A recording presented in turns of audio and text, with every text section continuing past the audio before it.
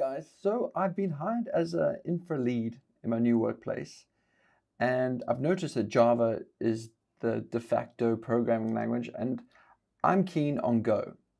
Why? Because I think Go is faster, and from an infrastructure point of view, it's just so much easier to provision and get Go running, and it works better in serverless environments and all the rest of it.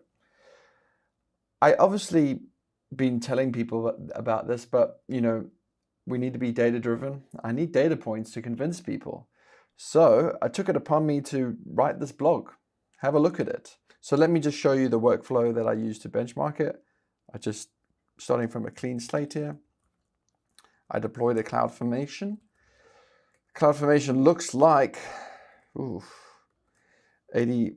Okay, I started off with someone else's work, and I've just sort of modified it so that's a bit better, I think. But the idea here is that I am setting up an app.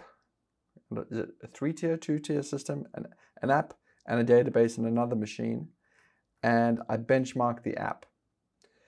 Furthermore, I actually benchmark it from the app instance. So that's an overview of what's happening here, and it's going to take a little bit of time to get going. Hence, this is why I initiated the CloudFormation apply right now to the makefile. I started from this guy's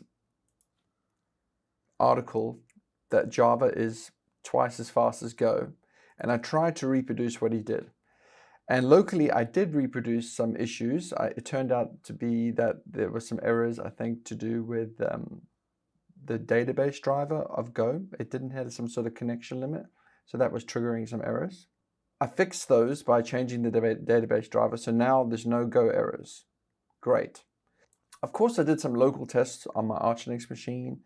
TLDW, benchmarking these apps on my local machine as opposed to AWS is way faster. I'm running a T14S, by the way.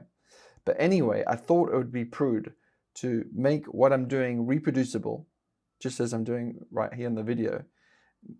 Hopefully you can copy what I'm just doing here so that people can verify my method. So I've set up the machine now, and now I should be able to benchmark it using this script. And this script basically copies the bank test JMX. I didn't write this crazy XML benchmarking thing, but what I do is just set up some scripts to copy the files in place, run the benchmark, and then upload the results to my S3 bucket so that we can all view them. So let's just run this now. I'm going to call this benchmark YouTube, and we're benchmarking Go, I think.